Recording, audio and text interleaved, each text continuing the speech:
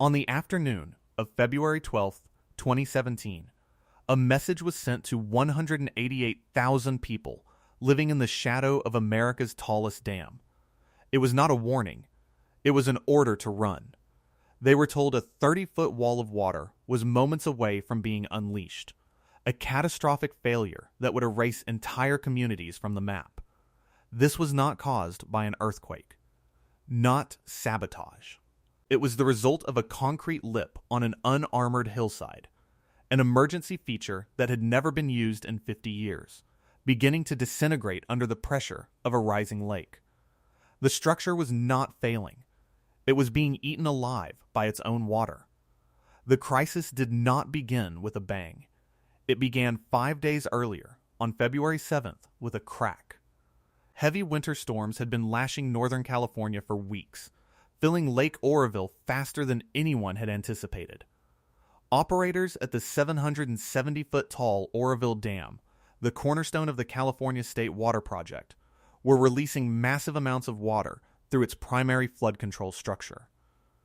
The main spillway, a concrete chute 3/4 of a mile long, designed to handle the deluge. And then a worker saw it. A crater had opened up in the middle of the chute. A chunk of concrete the size of a basketball court had been blown out by the force of the water. This is the part the initial news alerts did not explain. The managers at the California Department of Water Resources, or DWAR, were suddenly facing an impossible choice. Continue to run the damaged main spillway and risk it breaking apart completely, which could compromise the entire dam, or reduce the flow on the damaged spillway, knowing that with more rain in the forecast, the lake would continue to rise until it crested over the emergency spillway. A structure that was, in reality, little more than a concrete weir perched on top of a naked dirt hillside. They chose the lesser of two evils. Flow on the main spillway was cut from 55,000 cubic feet per second down to 20,000. And a state of quiet dread settled over the control room. For the next 4 days, they watched the lake rise, inch by relentless inch. The water creeping up the face of the emergency weir, a line no one ever wanted to see it cross. On February 11th, for the first time in the dam's half-century history, water began to trickle over the top. At first, it was a thin sheet, almost picturesque. But the emergency spillway was not designed for this. It had no reinforced concrete channel, no energy dissipators, just earth and trees. And the water began to cut into the soil. Within hours, small rivulets became deep gashes. The hillside was melting away. Engineers watched on monitors as a head cut, a point of erosion, ate its way backward up the hill, toward the base of the concrete weir itself. If that erosion reached the weir, it would be undermined. It would collapse. And the top 30 feet of Lake Oroville, a volume of water almost impossible to comprehend, would be released in a single, uncontrolled wave. An inland tsunami aimed directly at the towns of Oroville, Gridley, Yuba City, and Marysville. At 4:45 p.m. on February 12th, state engineers made a frantic call to the Butte County Sheriff, Cary L. Standert. They told him the weir could fail within the hour. Sheriff Standert did not hesitate. The evacuation order went out. Highways turned into parking lots. Families grabbed what they could and fled north, east, anywhere away from the river. In a last, desperate gamble, dam operators made the terrifying decision to reopen the floodgates on the broken main spillway, pushing 100,000 cubic feet per second down the damaged chute, hoping to lower the lake level faster than the emergency spillway could erode. It was a race between two potential disasters. For 48 hours, the fate of the Sacramento Valley hung in the balance. Residents slept in their cars and shelters, watching the news, waiting to see if they would have homes to return to. Then, on February 14th, the evacuation order was lifted. The gamble had worked. The flow down the main spillway had lowered the lake just enough to stop the water going over the emergency side. The erosion stopped. The weir held. The 188,000 people returned home. And the state of California took a very deep breath. the immediate danger was over. But a much deeper investigation was just beginning. Zoom out, and the post-mortem revealed a problem far older than the storm. The state convened an independent forensic team, a group of the world's top dam experts, to find out what went wrong. Their final report in January 2018 was a brutal indictment. Lead investigator John France and his team concluded the failure was not an act of God. It was, in their words, caused by a long-term systemic failure. A failure of design from the 1960s. A failure of inspection. And a failure of imagination by the agencies responsible for the dam for 50 years. This is the detail that exposes the true cause. The main spillway chute, built when the dam was first constructed between 1961 and 1967, had an inadequate drainage system. Water was able to get beneath the concrete slab. Over decades, that water pressure, combined with cracks in the aging concrete, created an uplift force. On February 7, 2017, that force was simply too much. It popped a section of the slab loose, and the rushing water did the rest. The emergency spillway, the report found, was never intended to handle any significant flow at all. It was an afterthought, a line on a blueprint that reality had just called into question. California's response was monumental. It was an admission of failure on a scale rarely seen. The entire main spillway was demolished. Every yard of old concrete was ripped out. A Nebraska-based construction firm, Kiewit Corporation, was hired to lead a reconstruction project that would become one of the most complex and expensive dam repairs in modern history. The final price tag was $1.1 billion. Over one. 2 million cubic yards of concrete were poured. 144 million pounds of reinforcing steel were painstakingly laid. The new chute is a fortress. Its concrete slabs are thicker. It is anchored to the bedrock beneath. It is interwoven with a robust drainage system to prevent any water from ever getting underneath it again.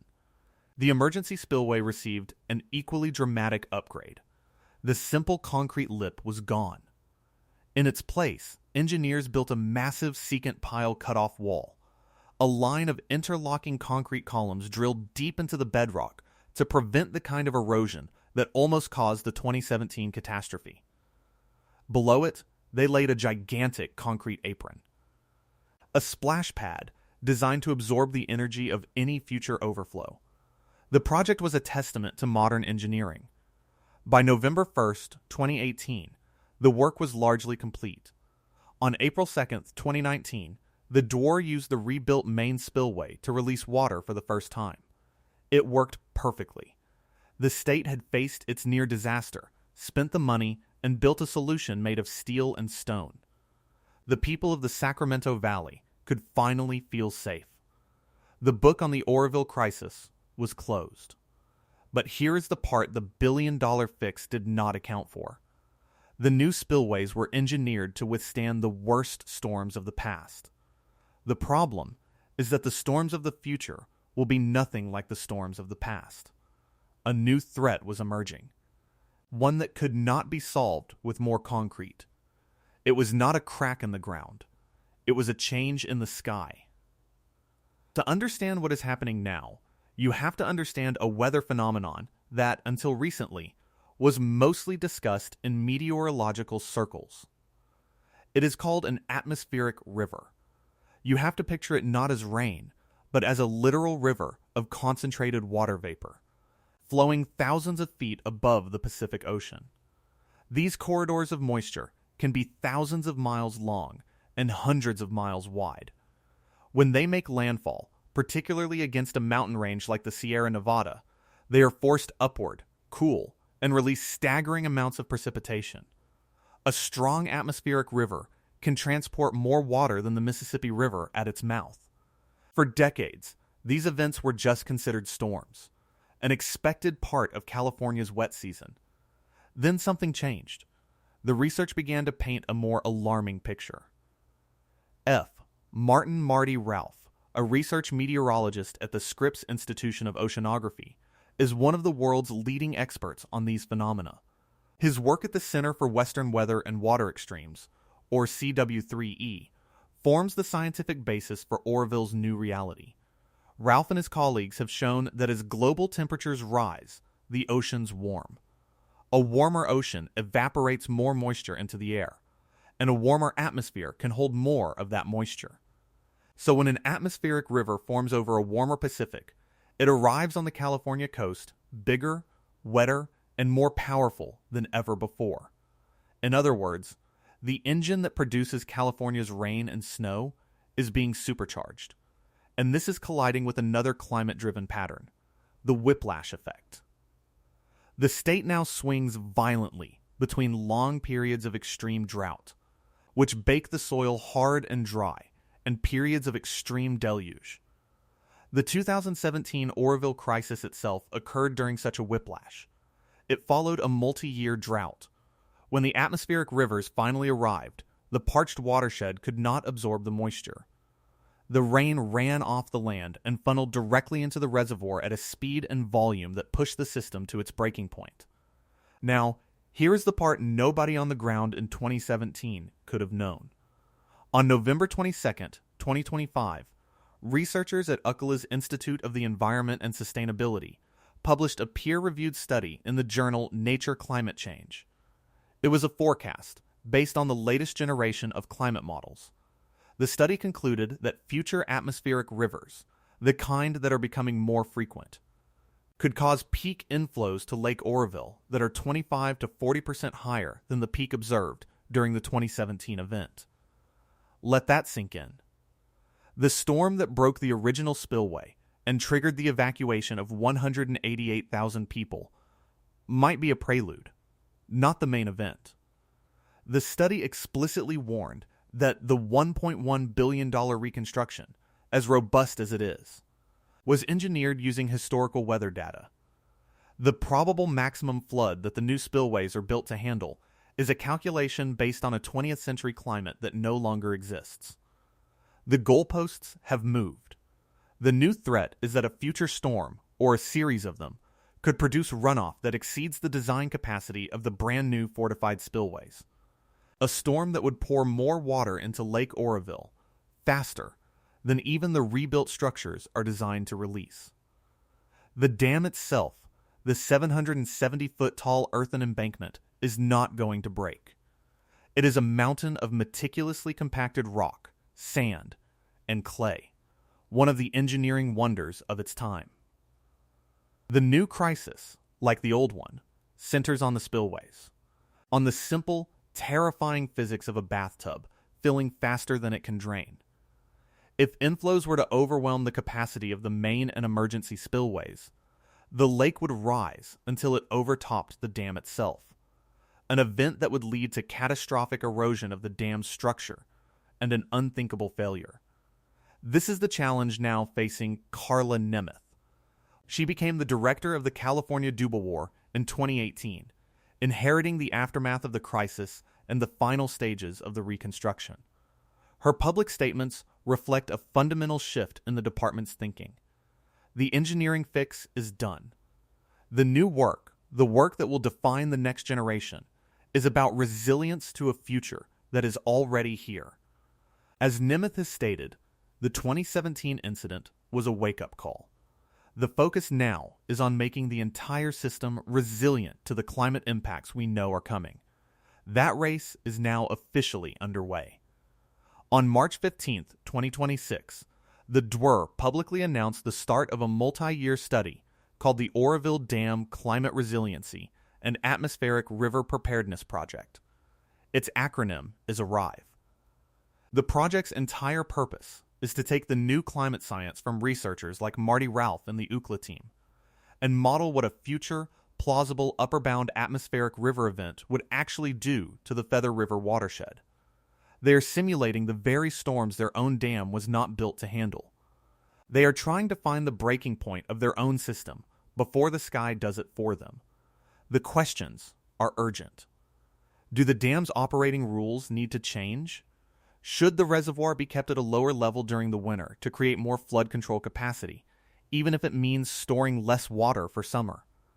Does more physical infrastructure need to be built?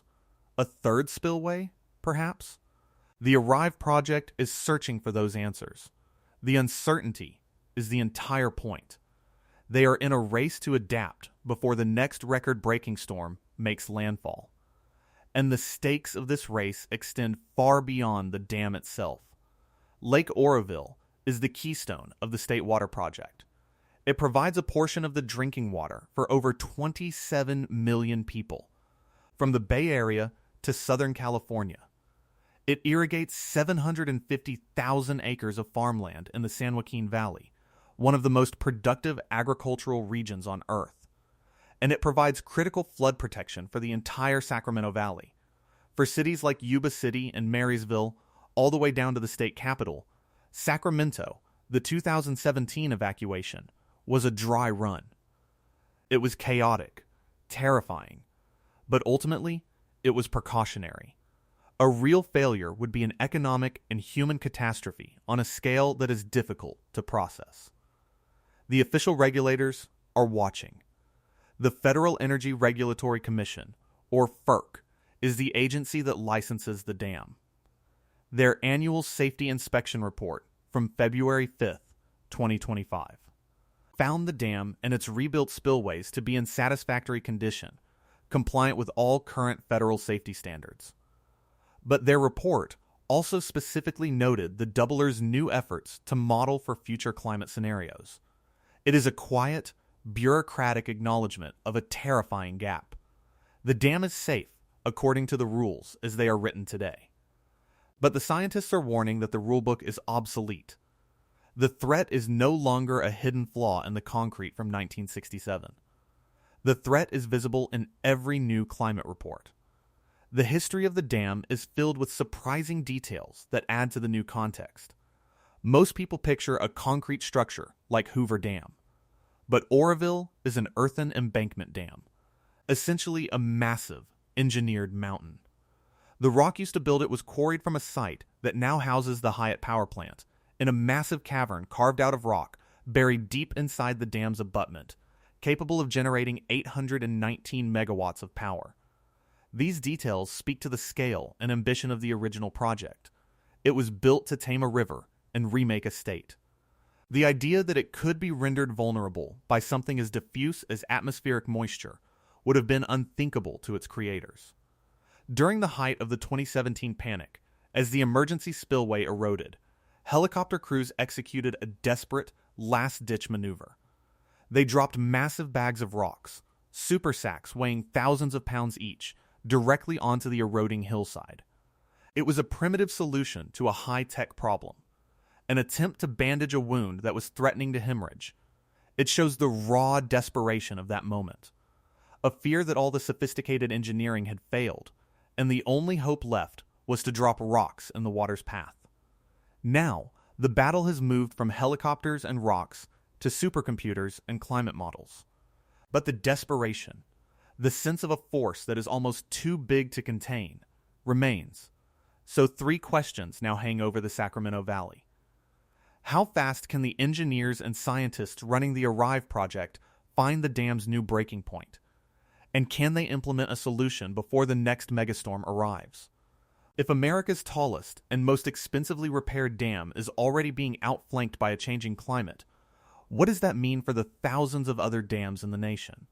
Most of them older and built to even more antiquated standards. And what happens to the water supply for 27 million people if the engineers lose this race against the sky? The last crisis was born in the ground, from a flaw hidden for 50 years. The next one is being born over the ocean. Somewhere over the warm waters of the Pacific, moisture is evaporating into the air. Water vapor is gathering in a long plume, pushed by the jet stream. It is a process that has no regard for engineering reports, billion-dollar budgets, or evacuation plans. It is gathering strength, moving east. Not toward a single point of failure in a concrete chute, but toward the entire 3,600 square mile watershed of the Feather River. And the tallest dam in the United States is waiting.